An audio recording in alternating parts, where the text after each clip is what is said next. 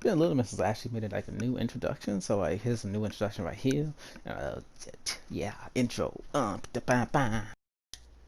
Hello, boys and girls. In today's video, we're going to be going over one, maybe two different 1v3 scenarios that I was in, and kind of going over like what I did well, why I did this, like what was going through my head, and just what I could have done better, or just kind of really talking about the play itself and kind of giving you guys some insight on why I make the plays that I make, and maybe helping out where I can. Maybe these videos can help some others, but I want to try to make like this kind of like a little series. So I'm going to let the next clip play out entirely, and then we're going to come back and talk about it all. Hope you guys enjoy the content. Please make sure to like, comment, and subscribe, and I will catch you guys in like 2 seconds. Bye bye. One in dark. Guardian down. Oh my fucking god, dude. It is a lot more than Legend one did. Like, I had my Legend one. I'm getting washed. One's pushing up, solo. Nice. Farm me, it's fine. Last coming up right now. Zero's out. He's just gonna beam my shield. He can break it with one mag, so. And also used to very walk inside the Nice. on the inside of theirs. Mm. Yeah, watch like that. Not near. So now that you've seen the clip, let's talk about what actually happened here. One in dark. So, it's Charles. There's 3 people on the map. My teammate just called it at one's in dark, and there's obviously one right here in front of me. So I'm hoping to get into this 1v1 engagement here, get one down, hopefully, and then have a 2v3 with the other guys. Unfortunately, obviously, this guy is continuing to rotate to his teammates, which involves me to have to do the same thing. Okay, this was important because Link ends up getting sniped here.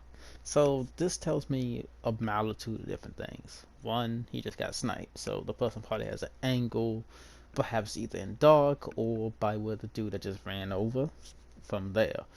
So I know that no matter what, that angle that he's at, they can see that angle, right?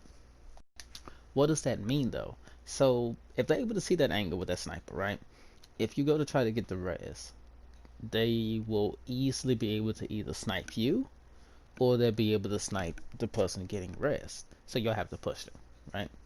Which I could go into pushing in another video or something, but regardless, it's important to be aware that they can see that. They have an angle on that spy, right? Now let's continue the clip. Oh my fucking god, dude. Now here's another important moment of this entire clip. Here, our opponents didn't push up. They didn't push up to lock down the res. They didn't push my solo teammate at the time. They didn't do nothing. They just stayed back for that reason. That's a mistake on their part. Whenever you get that first down, you need to push that res. You have numbers. It doesn't matter if it's 1, 2. It doesn't matter. You have numbers on the 2 people, right? You need to lock down that res immediately. They didn't do that, which allowed me kind of to get over there to the res and obviously end up resing my teammate. But it's also great to be aware of like what your teammates are doing. In this particular instance, you see that he has a shield up, Blicky has a shield up, right? That's good information to know. Like if he's hiding behind the shield, you know that they can't immediately kill him. They have to push him or break the shield or whatever. Similarly, I can use the shield to my advantage, which I end up doing later on in this clip. But yeah, just being aware of what your teammates have now, whether it's a rift, a wall, whatever, it helps you out in the long run. It is a lot more than Legend one did. Like, I had my Legend one. I'm getting washed. Now this is another huge part of the video. If you haven't seen my radar video, I highly recommend kind of watching it. I'll leave a link in the cards above. I want to try to do cards. If not, it'll be at the end of the video. But using the radar here, you can obviously tell that there's a guy either above me or below me. Obviously, he can't be below me, so I know he's above me. Just because you could tell by the radar like being not as shaded, it's like kind of like faded out a little bit, means that he's coming in high. So that allows me to reposition my aim currently, because obviously I'm kind of aimed like down a bit in case someone were to slide in or something, and also crouch. But he's coming in above me, so it allows me to reposition my aim to be looking upwards in the sky, which obviously I end up doing, and then shotgunning to do when he is coming down. It's little subtle things like this that really kind of separates players. Like, this is obviously something that happens in a split second. Like, it just happens really quickly. You just gotta be you gotta be aware of it. You gotta be looking at your radar at all times. Your radar is like one of the most important things in this game, if not the most important thing in PvP anyway. And like, just being aware of your radar whenever it's changing and stuff is really what helps out a lot. And plus, you can also tell that he's the only one pushing up currently, so it's not too much of a big risk. Obviously, his friends in the back sniping or whatever they're doing, but not too much of a big risk here. Watch one's pushing up, solo. Nice. Now, note here, as soon as I got the res, the radar changed again. The people that was kind of in the back pushed up a little bit. So now, when you get the res, it's important to give that person that got res some kind of cover. So I push out here to try to, challenge to do this like directly behind this wall here.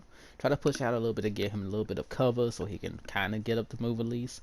Unfortunately, the dude that's in the far back ends up servicing him down. So unfortunate, but it's okay because obviously I end up getting the kill on the Titan here because he was preoccupied wanting to kill the Red Z Link.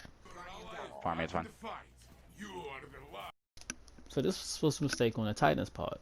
He should have, instead of like pushing over to kill Link, the Resi, he should have been more focused on to me because I'm the one that got the res. A lot of mistakes that players make is whenever someone's getting res, they tend to focus on the guy that's getting res rather than the person that got the res. You gotta remember, the person that's getting res can't do anything for like maybe 2-3 seconds upon him getting res because obviously the animation. Sure, they can shoot as soon as the animation's done, but they're not the immediate threat. The immediate threat is the one that just got the res. Once you get the one that got the rest out the way, the res Z shouldn't be too much of a hassle to get down. As for the rest of this clip, I end up remembering that there was a Titan wall to my left, so I know that I could use the Titan wall to kind of cover myself and do this fall back with the Suros. So I know I have some kind of cover, easy peasy. Five's coming up right now. Suro's out. He's just gonna beam my shield. He can break it with one mag, so.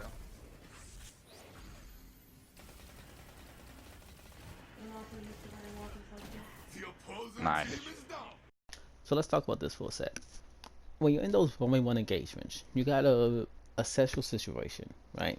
I know that both the res is on my side. I don't gotta worry about that. He can't get the res because I'm locking him down. I'm not gonna push him. I don't need to push him. There's no reason to push him. I'm also a little bit weak, so I know I can play my health, get my health back real quick, right? He's playing back. I'm not gonna play into his hands. I want him to play into mine. I want to bait him into playing my game. So I play the shield a little bit, bait him into shooting it a little bit to try to break it. When I realize he does that, I throw a nade. The nade tags him.